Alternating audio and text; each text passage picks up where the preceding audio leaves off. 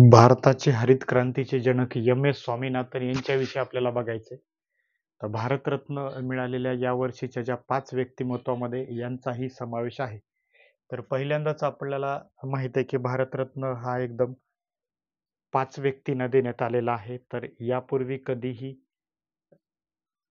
5 व्यक्तींना भारतरत्न दिलेला नव्हता. 3 व्यक्तीपर्यंतच तो फिगर होता. तर यावर्षीच 5 व्यक्तिमत्वांना दिलेला आहे. तर त्याच्यापैकी 5 पैकी आपण 3 व्यक्तिमत्वाविषयी बघितलंय. आपला लेक्चर पण आहे आणि त्याच्यानंतरचं हे लेक्चर करायचं आहे. लवकरच त्याच्यावरती पीडीएफचं काम चालू आहे, नोट्स चालू आहेत आणि आपल्या पीडीएफ मधून नोट्स मधून हमखास प्रश्न येणारच आहेत. हरित क्रांतीचे जनक डॉक्टर एम.एस. स्वामीनाथन यांचे निधन झालेलं आहे आणि निधनानंतर त्यांना आपण मरणोत्तर भारतरत्न पुरस्कार दिलेला आहे. तर मग यांच्याबद्दल बघायचं, हरित क्रांतीचे जनक यांना का बरं म्हटलं जातं? तर एम.एस. स्वामीनाथन काय त्यांचं योगदान आहे की त्यांना हरित क्रांतीचं जनक म्हटलं जातं? तर अशी कन्सेप्ट पण आपली क्लिअर झाली पाहिजे. तर कोणत्या क्षेत्रात यांचं योगदान सगळ्यात जास्त आहे? तर ॲग्रिकल्चर क्षेत्र जे आहे, कृषी क्षेत्रामध्ये त्यांचं योगदान खूप मोठ्या प्रमाणात आहे. तर भारतामध्ये हरित क्रांती कधी सुरू झाली असा एक फॅक्च्युअल प्रश्न पण विचारला जातो. तर भारतामध्ये हरित क्रांतीची सुरुवात 1965-66 या आर्थिक वर्षामध्ये झाली आणि एकच जर विचारलं तर 1966 ला. आणि या हरित क्रांतीचे जनक जे आहेत तर ते जगाच्या हरित क्रांतीचे जनक डॉक्टर नॉर्मन बोरलॉग आहेत, परंतु भारतीय हरित क्रांतीचे जनक डॉक्टर एम.एस. स्वामीनाथन आहेत. तर मग यांना कृषी क्षेत्रामध्ये जादा उत्पन्न देणाऱ्या त्यांनी कोणत्या जाती शोधलेल्या आहेत? ॲग्रिकल्चरमध्ये नेमकं काय केलंय? तर गहू आणि तांदूळ, भाताच्या जाती ज्या आहेत तर गहू आणि तांदूळ, तर ह्या जातीचा शोध लावलेला आहे. गहू आणि तांदूळ आपल्याकडे नव्हता का? तर गहू आणि तांदूळ याच्या वेगवेगळ्या व्हरायटीज होत्या, परंतु कमी वेळामध्ये येणाऱ्या गव्हाच्या बुटक्या जाती त्यांनी शोधलेल्या आहेत. तर गव्हाच्या बुटक्या जाती शोधल्यामुळे त्या कमी वेळामध्ये येणार, त्याला कमी म्हणजे लागवड जो आहे तर तो कमी लागणार, इन्व्हेस्टमेंट कमी लागणार आणि कमी वेळामध्ये येणार आणि त्याच्यावरती किडीचा वगैरे प्रभाव होणार नाही, अशा संकरित जाती ज्या असतात तर त्याचा शोध यांनी लावलेला आहे. आणि त्यांनी काय केलेलं आहे, मेक्सिको नावाचा जो देश आहे तर या मेक्सिको देशातील गव्हाच्या ज्या जाती आहेत तर त्याच्यासोबत संकर केला भारतीय जातीचा आणि मग भारतामध्ये हरित क्रांती त्यांनी घडून आणलेली आहे. कारण यापूर्वी काय होत होतं की भारतामध्ये दुष्काळ पडायचे. 1943चा मोठा दुष्काळ स्वतः एम.एस. स्वामीनाथनजींनी पाहिला होता आणि ह्या दुष्काळामध्ये अन्न करून लोक मेले होते, मृत्यू झाले होते आणि तेव्हा सगळं अन्न जे होतं तर युद्धाचा काळ चालू होता. मग सगळं अन्न सैनिकांना दिलं जात होतं. इंग्रज काळ होता तेव्हा 43ला आणि बंगालमध्ये फार मोठा दुष्काळ पडला आणि लोक अन्न करून मेले होते. मग विस्टन चर्चिल जे होता तर चर्चिलला त्या ठिकाणी काही सैनिक गेले की लोक मरताय, अन्न वगैरे द्या. तर ते म्हणजे गांधीजींचा मृत्यू झालाय काय असं त्यांनी विचारलं होतं. गांधीजींचा मृत्यू होईपर्यंत आपल्याला काही टेन्शन नाही म्हणे, तर तोपर्यंत अन्न मिळणार नाही. तर सैनिकांनाच अन्न देण्यासाठी प्राधान्य दिलं होतं. तर मग हे एम.एस. स्वामीनाथन जे आहेत वयाच्या 98व्या वर्षी त्यांचं निधन झालेलं आहे आणि जन्म त्यांचा 1925चा आहे, 7 ऑगस्ट 1925ला. तर साऊथचे लोक हुशार असतात बघा. एम.एस. स्वामीनाथन यांचा जन्म 7 ऑगस्ट 1925 मध्ये तामिळनाडूमध्ये तंजावूर इथे झालेला आहे. तर जन्म 7 ऑगस्ट 1925ला तामिळनाडूमध्ये तंजावूर नावाचं ठिकाण आहे तिथे झालेला आहे. मग यांना कोणते पुरस्कार मिळाले त्याच्यावरती प्रश्न विचारतील आपल्याला. तर इंडियामधले जे 4 टायटल आहेत महत्वाचे ते सगळेच मिळालेत. म्हणजे पद्मविभूषण पण मिळाला, पद्मभूषण पण मिळाला आणि पद्मश्री पण मिळाला आणि आता भारतरत्न 2024 मध्ये भारतरत्न मिळालाय. तर सगळेच्या सगळे 4ही टायटल मिळालेले आहेत. लक्षात ठेवायला डोक्याला टेन्शन नाही आता. 4ही त्यांना पुरस्कार मिळालेले आहेत. तर 4च्या 4 पुरस्कार भारतामधले, भारतातला सर्वोच्च पुरस्कार जो आहे तो भारतरत्न, तर हा सुद्धा यांना देण्यात आलेला आहे. तर भारतरत्न हा पण दिला. जे 5 व्यक्तिमत्व आहेत तर त्याच्यामध्ये भारतरत्न मिळाला होता. पद्मश्री नावाचा जो चौथा आहे प्रकार तर तो 1997 मध्येच त्यांना पद्मश्री मिळालेला आहे. तर ते असे स्टेटमेंट विचारतील की पद्मश्री त्यांना कधी मिळाला, तर 1997 मध्ये. त्याच्यानंतर पद्मश्री पेक्षा मोठा जो आहे 1972 मध्ये मिळालाय. तर 72 मध्ये पद्मभूषण आहे. पद्मभूषण मिळालेलं आहे आणि 1989 मध्ये पद्मविभूषण. तर 1989 मध्ये पद्मविभूषण आणि 2024 मध्ये भारतरत्न. तर 2024 मध्ये भारतरत्न. असे खूप कमी लोक आहेत भारतामध्ये की ज्यांना चारही पुरस्कार मिळालेले आहेत. तर चारही पुरस्कार मिळणारे जे व्यक्ती आहेत तर ते खूप इम्पॉर्टंट आहेत. तर त्यामुळे यांच्यावरती प्रश्न येणाऱ्या आता आगामी सगळ्यात ज्या परीक्षा आहेत तर त्यावरती प्रश्न येऊ शकतो, कारण खूप महत्वाचं व्यक्तिमत्व आहे. तर भारतीय हरित क्रांतीचे जे जनक आहेत आणि त्यांनीच मग भारतामध्ये जी अन्नधान्याची टंचाई होत होती, बऱ्याचदा आपण अन्नधान्य आयातच करायचो. विशेषतः अमेरिकेवरती आपण निर्भर राहायचो, अमेरिकेवरती डिपेंड राहायचो. अमेरिकेने PL 480 नावाचा एक करार केला होता आणि त्याच्या अंतर्गत मग आपल्याला अन्नधान्याचा पुरवठा करायचा आहे अमेरिका. तर हा PL जो करार आहे तर याच्यामधूनच मग ते गाजरी गवत वगैरे जे म्हणतो आपण तर ते आलेलं आहे, जे कुठे टाकलं की म्हणजे ऑटोमॅटिक उगवत राहतं, हिरवंगार असतं उन्हाळ्यामध्ये सुद्धा. तर मग हे जे गवत आहे तर त्याच्यासोबतच आलंय असं जुने लोक सांगतात. तर थोडक्यात काय, तर अन्नधान्याच्या बाबतीमध्ये भारत स्वयंपूर्ण नव्हता. भारतासारख्या भरपूर लोकसंख्या असलेल्या देशामध्ये अन्नधान्याच्या बाबतीत स्वयंपूर्ण कोणी केलेलं आहे तर डॉक्टर MS स्वामीनाथन. यांच्यामुळेच अन्नधान्याचं उत्पादन काही गोष्टीचं एवढं वाढलं की आपण निर्यात सुद्धा करायला लागलो बघा. तर गव्हाची निर्यात वगैरे आता आपण रशियामध्ये वगैरे तिकडे युद्ध चालू होतं म्हणून आपल्या गव्हाला महत्व आलं होतं, गव्हाची निर्यात केली. आता कांदा निर्यातीला त्या ठिकाणी परवानगी दिली. तर हरित क्रांती ही कशा बाबतीमध्ये झाली असं विचारतात तर गहू आणि तांदूळ. महाराष्ट्रात स्पेसिफिक विचारलं, महाराष्ट्रामध्ये हरित क्रांती कोणत्या पिकाच्या बाबतीमध्ये झाली असं जर विचारलं तर महाराष्ट्रामध्ये ज्वारी, हायब्रिड ज्वारी जे म्हणतो आपण तर ज्वारीच्या बाबतीमध्ये महाराष्ट्रामध्ये झाले. तर ज्वारीचं सर्वाधिक उत्पादन करणारा जिल्हा कोणता आहे तर सोलापूर. आणि जर त्यांनी रब्बी ज्वारीचं विचारलं तर रब्बी ज्वारीचं उत्पादन सुद्धा इथेच जे आहे तर सोलापूर जिल्ह्यामध्येच होतं, जो कोरडवाहू जिल्हा समजला जातो. तर मग हे सगळं संशोधन जे आहे तर यांनी केलेलं आहे डॉक्टर MS स्वामीनाथन. 1925चा त्यांचा जन्म आहे. मग 43चा जो दुष्काळ पडला होता आपल्या भारतामध्ये तेव्हा इंग्रजांची सत्ता होती. तर मग तिथेच त्यांना लक्षात आलं की आपल्याकडे ॲग्रिकल्चरचा म्हणजे उत्पादनाचा खूप मोठा प्रॉब्लेम आहे आणि म्हणून त्यांनी ॲग्रीमध्ये करिअर करण्याचं त्याच वेळेस ठरवून घेतलेलं होतं आणि दुष्काळात सुद्धा त्यांनी मदत केली होती. तर हे परत त्यांनी 1949 मध्ये बटाटा, गहू, तांदूळ आणि ज्यूट यांच्या गुणसूत्रावर संशोधन आणि करिअरची सुरुवात केली होती 1949लाच, 1949ला. हरित क्रांती कार्यक्रमाअंतर्गत त्यांनी अधिक उत्पन्न देणाऱ्या गव्हाच्या आणि तांदळाच्या जाती शोधून काढल्यात, ज्यांच्यामुळे सामान्य शेतकऱ्यांना फायदा झालेला आहे. आणि भारत अन्नधान्याच्या बाबतीमध्ये स्वावलंबी होणं खूप महत्वाचं होतं, स्वावलंबी झालेलं आहे. तर स्वामीनाथन मगाशीच म्हटलं 1943 मध्ये बंगालमध्ये पडलेला दुष्काळ आणि देशातील अन्नधान्याच्या टंचाईचा अनुभव आल्यानंतर त्यांनी कृषी क्षेत्रात प्रवेश करण्याचा तेव्हाच निर्णय घेतला होता आणि मग झूलॉजी, ॲग्रिकल्चर या दोन्ही विषयामध्ये विज्ञानामध्ये पदवी संपादन त्यांनी केलेली होती. मग दुष्काळात त्यांनी काय काम केले तर 1960च्या दशकात परत दुष्काळ पडलेला आहे.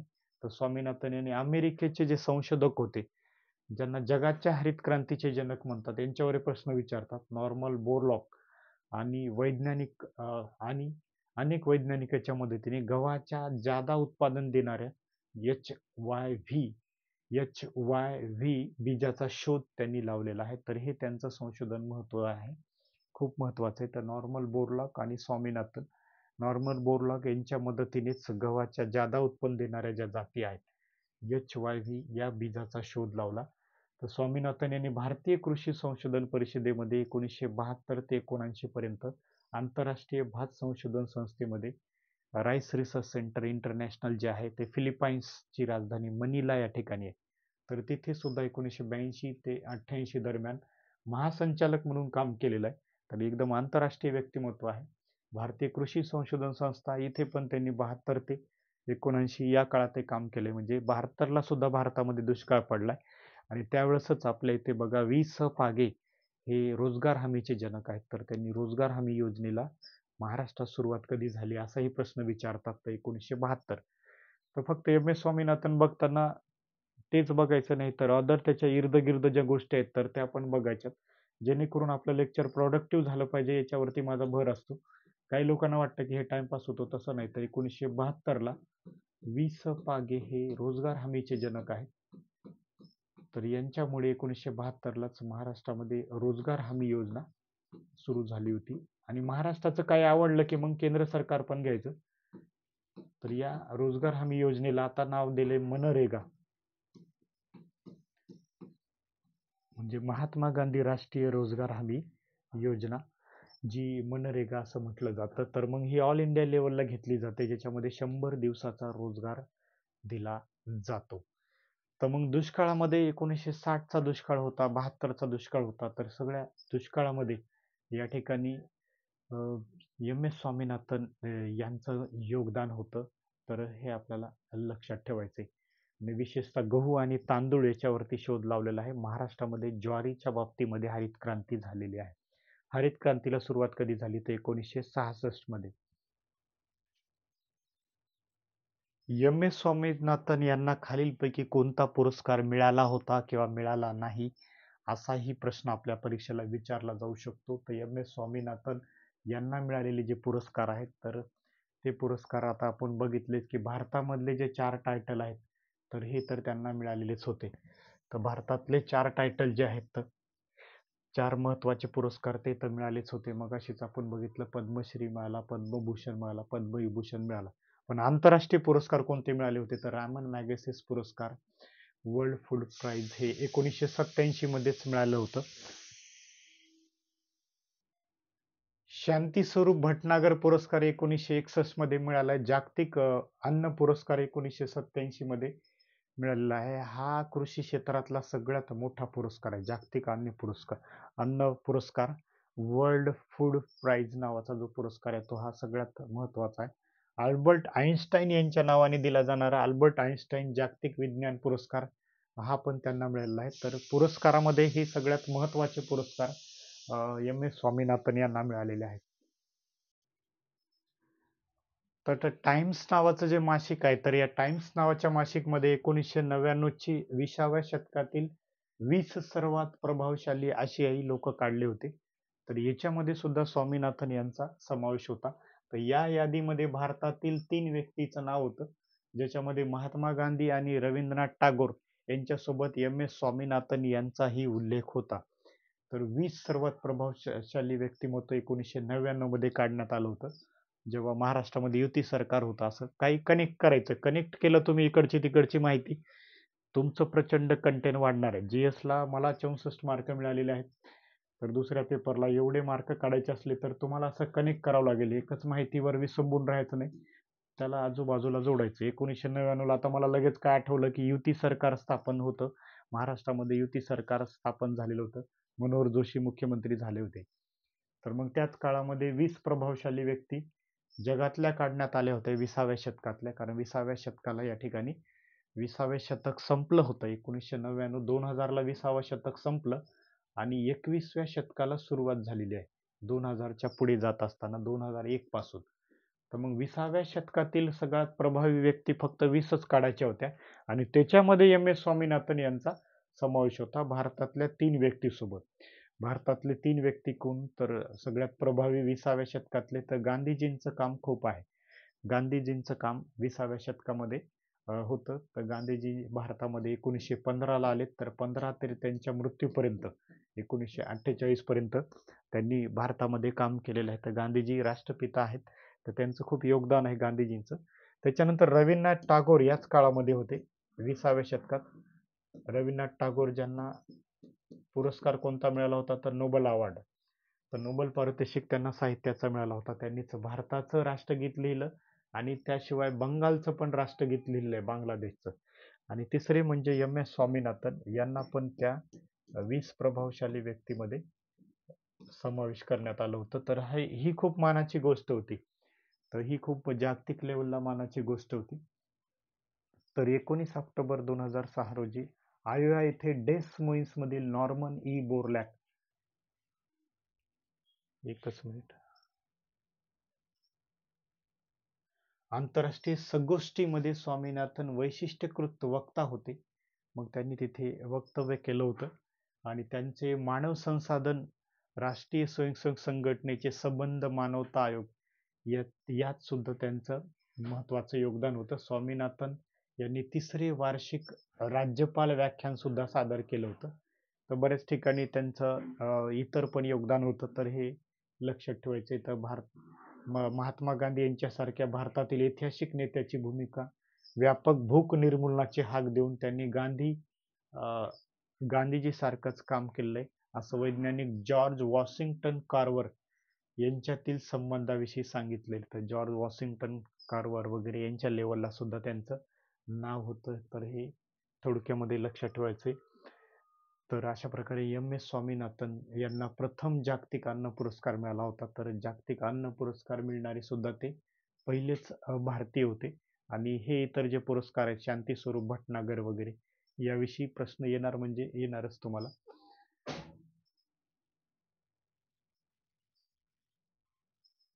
वैयक्तिक आयुष्य बघितलं तर मग असेच सांगितलं की कुंभकोणम येथे त्यांचा जन्म झालाय. त्यांचे वडील हे डॉक्टर होते.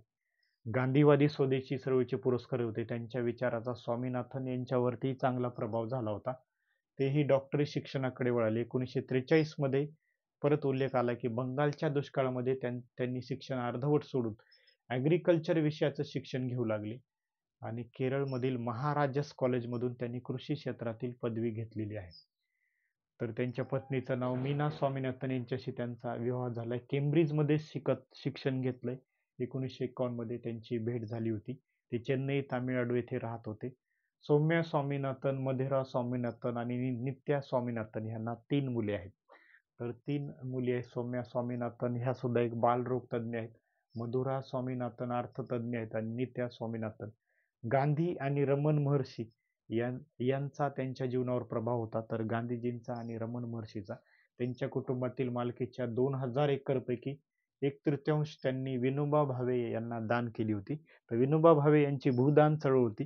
तर या भूदान चळवळीमध्ये यांचं योगदान होतं. तर भूदान चळवळीमध्ये 2000 एकर यांच्याकडे जमीन होती. तर स्वामीनाथन हे खूप रिच होते. मग त्या जमिनीपैकी 1/3 जमीन त्यांनी भूदान चळवळीला देऊन टाकलेली आहे. तर अशा प्रकारे स्वामीनाथन यांच्याविषयी आपण बघितलेलं आहे. PDF लवकरच तुम्हाला मिळेल. तर याच्यामध्ये PDF मध्ये मग आणखी तुम्हाला रिव्हिजन करायला सोपं जाईल. तर ज्यांनी ॲपला ॲडमिशन घेतले तर त्यांनाच PDF मिळेल.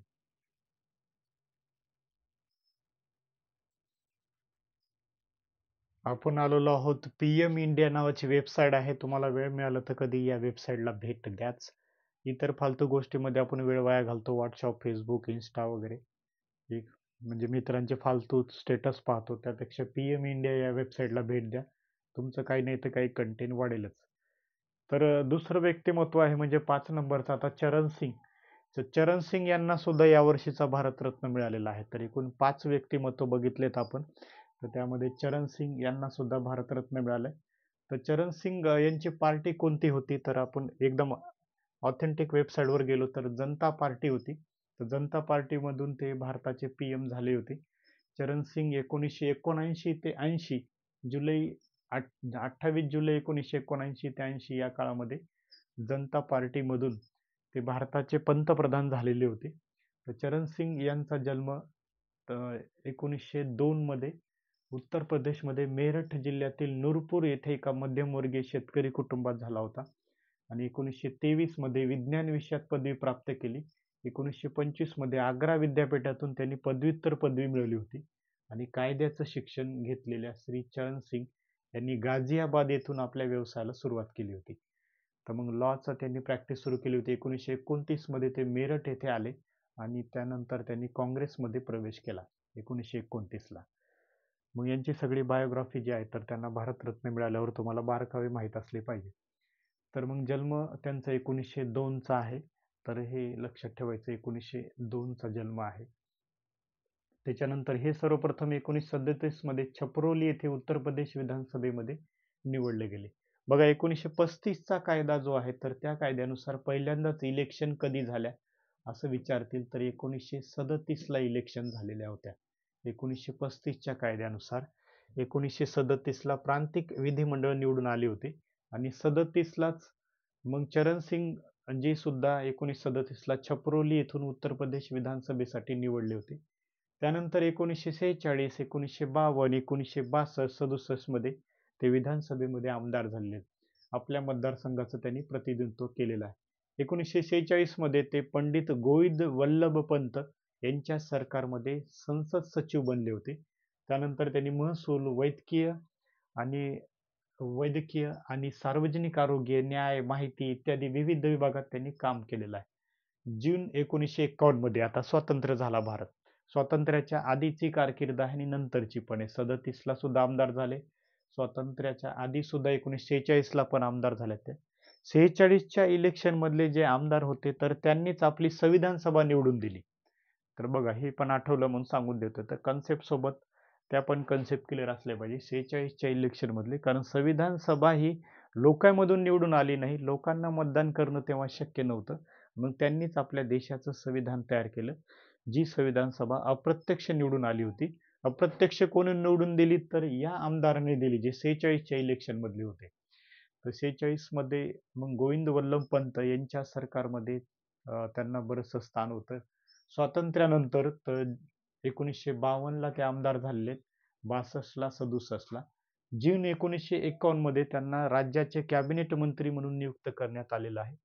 न्याय आणि माहिती विभागाचा कार्यभार देण्यात आलाय. नंतर 1954 साली ते डॉक्टर संपूर्णानंद यांच्या मंत्रिमंडळात महसूल आणि कृषी मंत्री होते. तेव्हा ते प्रांतिक मंत्रिमंडळ चालूच होते.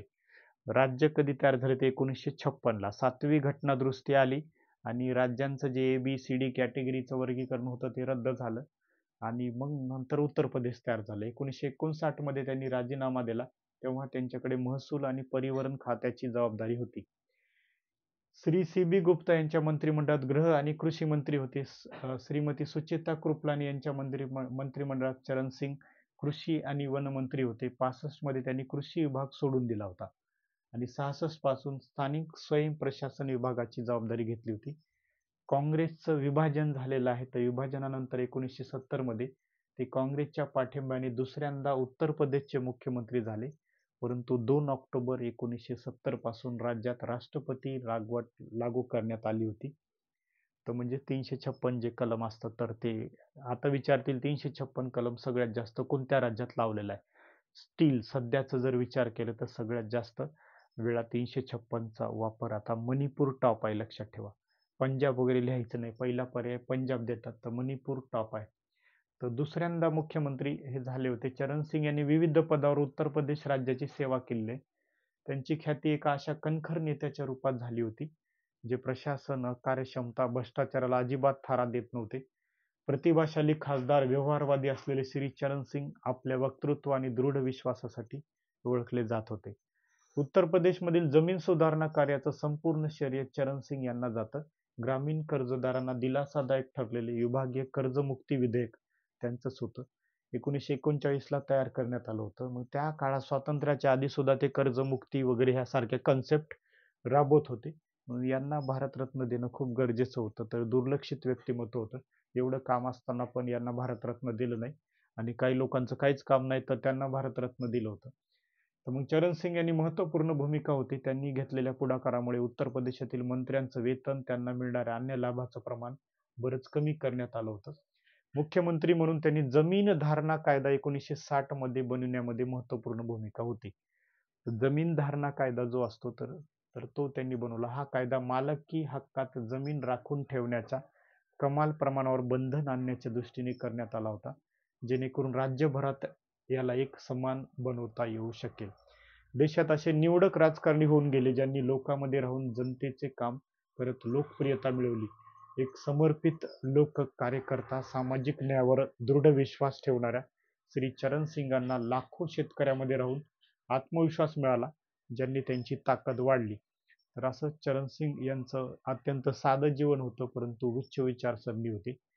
तर हे लक्षात. जमीनदारी निर्मूलन त्यांनी केलेलं आहे. भारतातील गरिबी, त्यावरील उपाय, शेतकऱ्यांची मालकी की शेतकऱ्यांसाठी जमीन, असे विविध कार्यक्रम त्यांनी राबवलेले आहेत. तर शेतकऱ्यांसाठी खूप योगदान आहे, म्हणून यांना भारतरत्न देण्यात आलेला आहे 2024 मध्ये.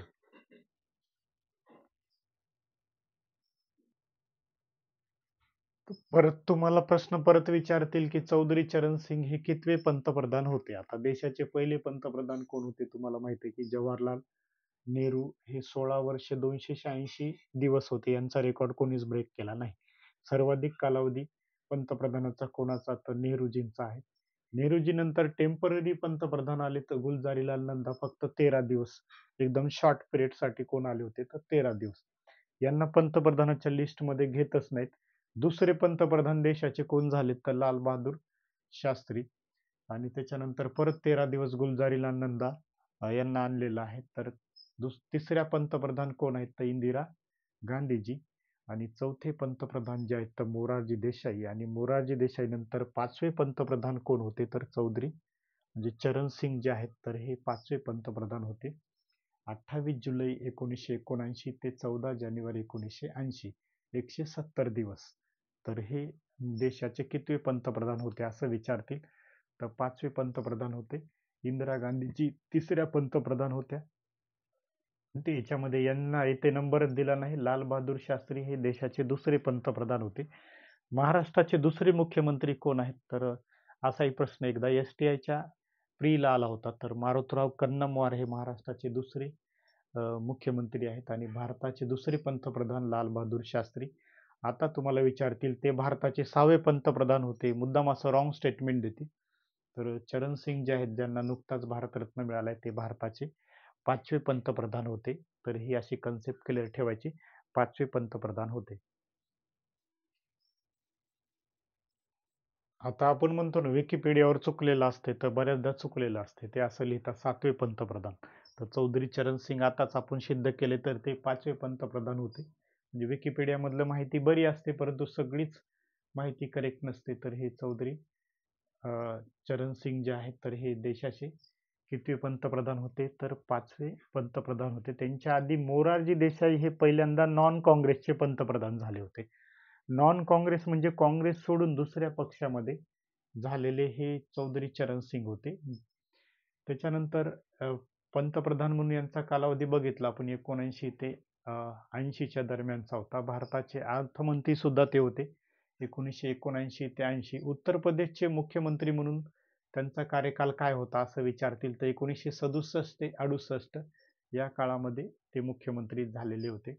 तर मुख्यमंत्र्यांचा कार्यकाल जो होता नंतर 70 ते म्हणजे 70 मध्ये फेब्रुवारी ते ऑक्टोबर या महिन्यात परत दुसऱ्यांदा तर 2 वेळा मुख्यमंत्री झालेला आहे. जन्म 1902 ला नूरपूर ब्रिटिश भारतामध्ये झाला होता आणि मृत्यू 1987चा आहे दिल्लीला आहे.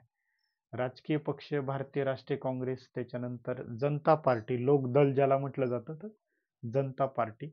गायत्री देवी हे त्यांच्या पत्नीचं नाव होतं. अपत्य अजित सिंह.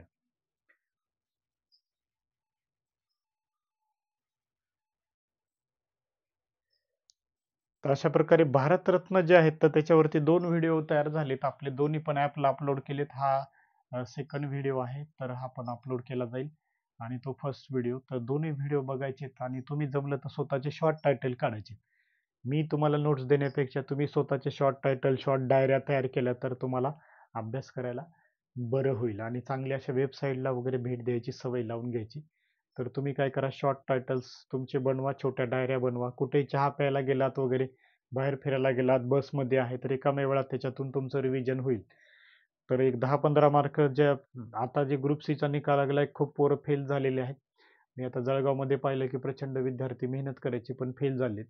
एक 10-15 मार्क वाढतात कुठे असं चालता फिरताच वाढतात. एकमेकांना विचारायचे प्रश्न ग्रुप दोघाचा तर तिघाचा असला पाहिजे. मग एकमेकांना तिघच जण चहाला गेले पाहिजे आणि तिथे ही चर्चा हीच झाली पाहिजे की चरण सिंग यांना भारतरत्न का मिळाला. तर असं त्यावरती चर्चा झाली पाहिजे तरच तुमचे प्रश्न जे मार्क आहेत तर ते वाढतील. तर धन्यवाद मित्रांनो, इथे थांबू आपण.